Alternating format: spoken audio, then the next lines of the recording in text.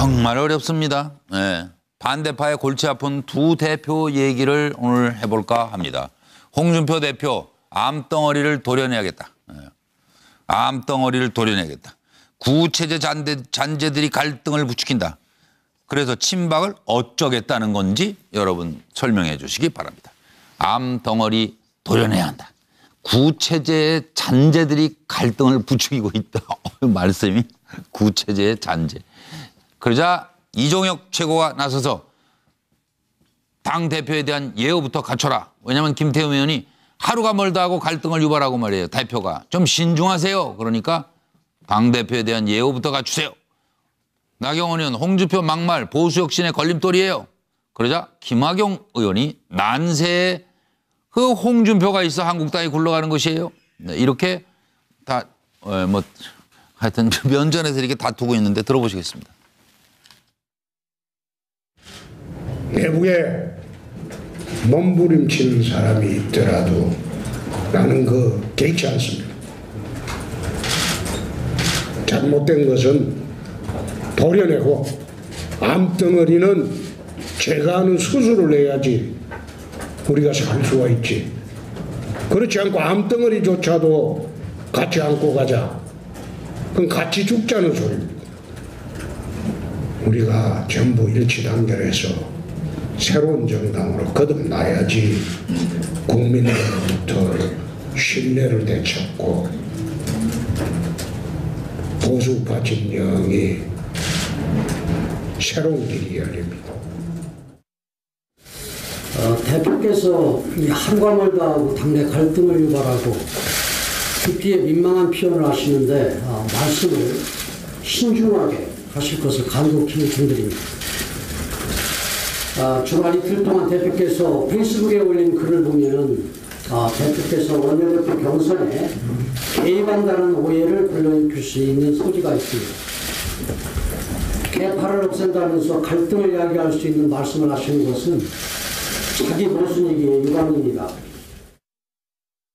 누구든지 당대표가 되면 당을 국민의 기대에 부응하고 아니 환자를 수술하는 의사가 집도를 할 때 네. 환자를 살리기 위해서 수술을 하지 그러면 당연히 문제가 되는 부분 예를 들어서 홍 대표 말 맞다나 암이 있으면 암덩어리를 잘라내는 거를 그 당대표가 해야지 그런 일 안 하고 적당하게 위야무야 좋은 얘기만 듣는다고 하면은 그것이야말로 진짜 문제가 있는 거죠. 그래서 저는 이렇게 난세 홍 대표가 그나마 홍 대표 같은 사람이 맡았으니까 이렇게 자유한국당에 지금 굴러갈 수가 있지. 네. 유약한 사람이 맡았으면 저는 현실적으로다가 현재 자유한국당은 어렵다고 봅니다. 혹시 우리 저 여섯 분 패널 중에 배지 달고 싶으신 분 계세요? 여기 여성 패널이 없어요. 질문인가요? 국회의원 되고 싶으신 분. 여기 여성 패널이 없다고요.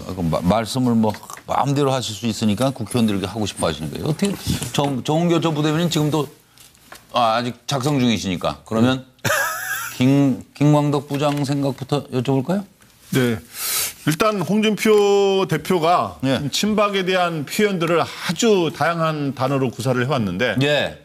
처음에 바퀴벌레라 그러다가 그다음에 기생충이라고 그러다가 최근에 고름, 암덩어리 이렇게 됐는데 홍준표 대표가 어떻든 이 좋은 말이든 안 좋은 말이든 이 조어에는 상당히 신경을 많이 쓰죠. 원래 이분이 말을 만들어내는 거. 근데 그래서 이제 바퀴벌레 기생충을 어떻게 하느냐.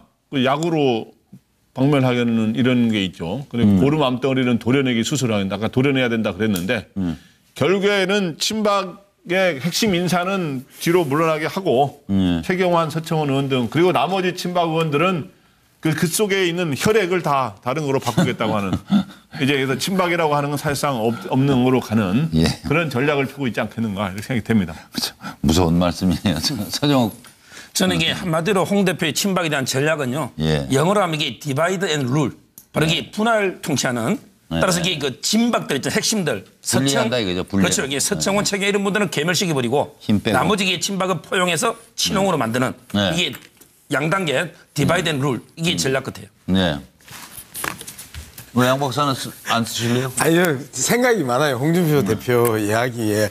아까 우리가 자료 화면에서 봤었을 때 암덩어리는 도려내야 된다. 그리고 그래야 보수 정당이 그 국민으로부터 신뢰를 받고 제대로 된 그 정당으로 그 변신할 수 있다라고 하는 그 이 내용 아까 나온 그 자료 화면에 대해서는 저는 전적으로 동의합니다. 그렇게 해야 되는 거잖아요. 암덩어리 돌이 넣어야죠. 그리고 친박의 일부 친박들은 그 자유한국당의 암덩어리 맞지요. 그런데 저렇게 진중하게 이야기하는 홍준표 대표와 이주영 의원하고 홍준표 대표의 개명 가지고 논란 있잖아요. 홍판표를 홍준표로 그 개명하라고 했다고 이주영 의원이 이야기를 했는데 네가 한 거 아니거든, 네 말 듣고 한 게 아니거든 하고 하는 논쟁을 오늘 같이 벌였단 말이에요. 예. 그러면서 저 가벼움과 저 진중함에 어느 시점에 어느 지점을 보고 평가를 해야 될까? 예. 저는 그 부분에 대해서 홍준표 대표를 보면서 자꾸 헷갈려요. 예. 암덩어리, 고름, 저는 막말 아니라고 봐요.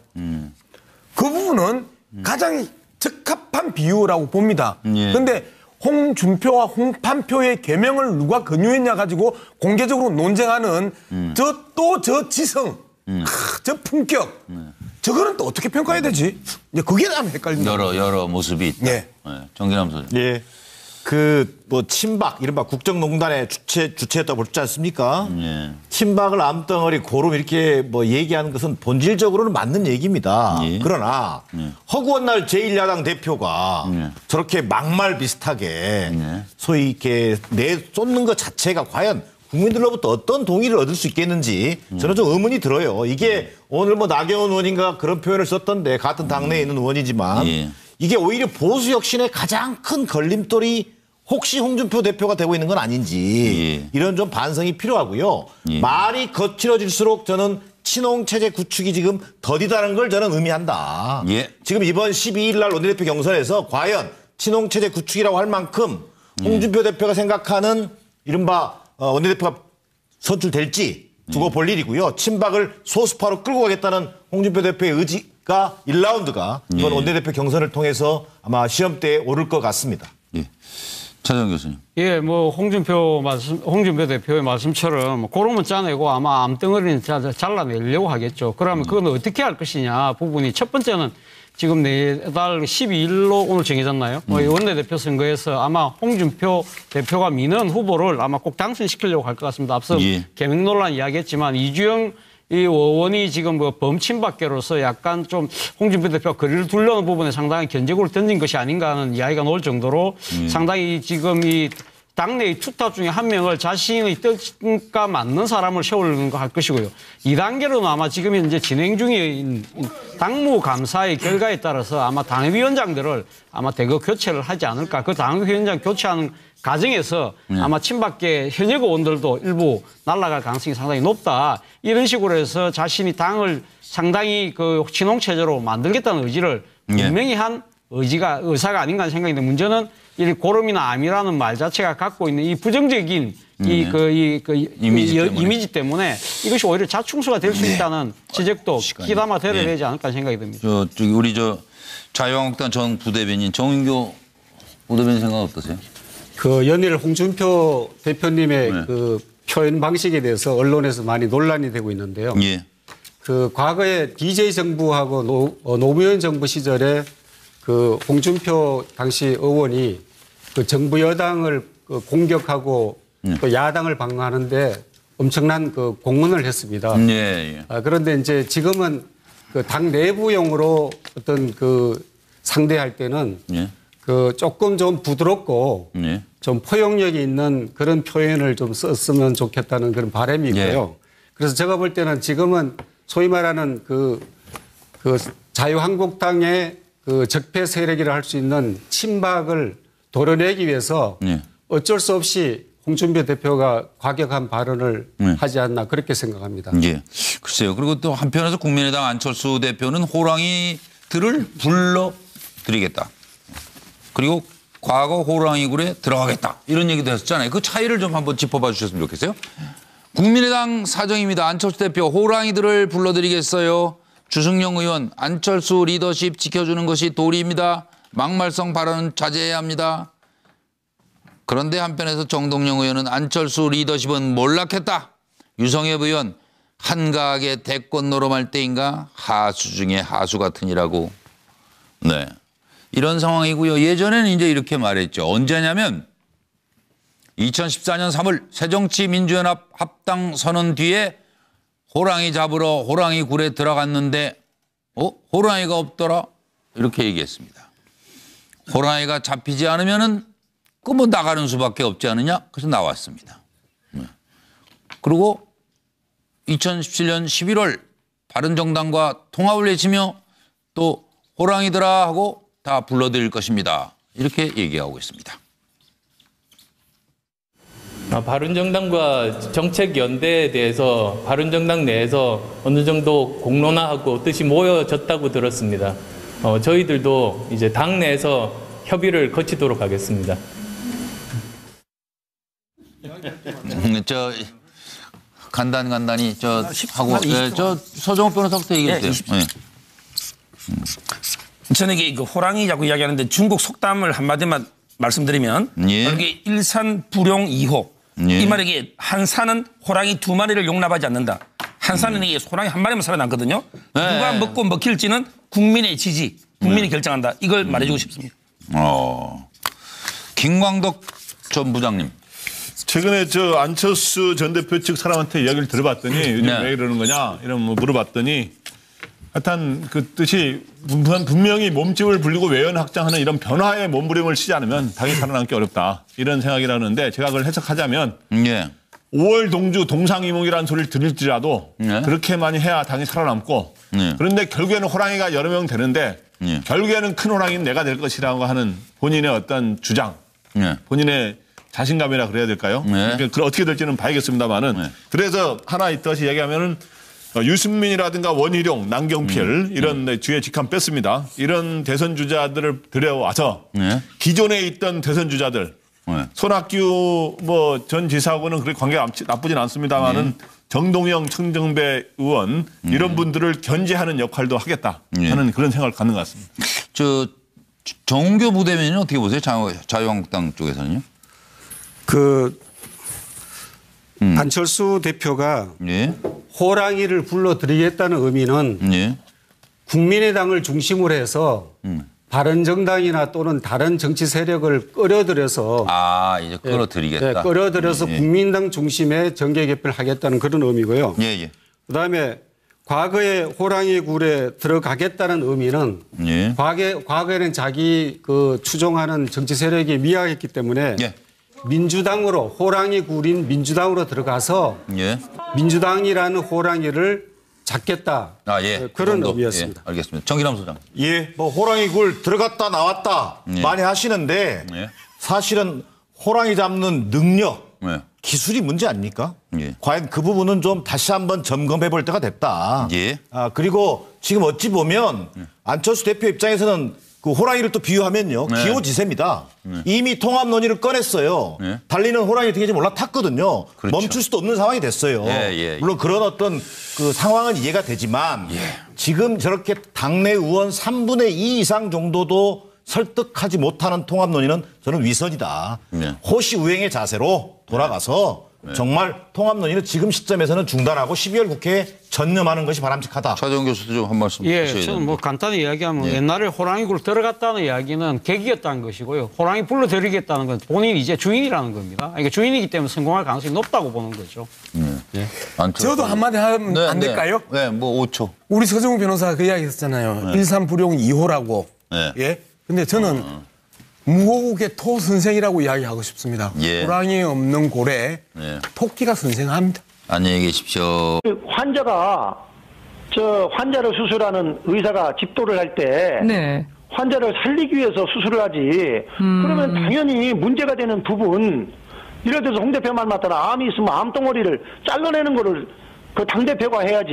그런 일 안 하고 적당하게 위야무야 좋은 얘기만 듣는다고 하면은 그것이야말로 진짜 문제가 있는 거죠. 그래서 저는 이렇게 난세 홍 대표가 그나마 홍 대표 같은 사람이 맡았으니까 이렇게 자유한국당에 지금 굴러갈 수가 있지. 유약한 사람이 맡았으면 저는 현실적으로다가 현재 자유한국당은 어렵다고. 하루가 멀다 하고 갈등을 유발하고 말이에요. 대표가. 좀 신중하세요. 그러니까 당대표에 대한 예우부터 갖추세요. 나경원 의원 홍준표 막말 보수혁신의 걸림돌이에요. 그러자 김학용 의원이 난세에 그 홍준표가 있어 한국당이 굴러가는 것이에요. 네, 이렇게 다 하여튼 면전에서 이렇게 다투고 있는데 들어보시겠습니다. 내부에 몸부림치는 사람이 있더라도 나는 개의치 않습니다. 잘못된 것은 한관월도 하고 당내 갈등을 유발하고 깊이에 민망한 표현을 하시는데 말씀을 신중하게 하실 것을 간곡히 요청드립니다. 주말 이틀 동안 대표께서 페이스북에 올린 글을 보면은 대표께서 원내대표 경선에 개입한다는 오해를 불러일으킬 수 있는 소지가 있습니다.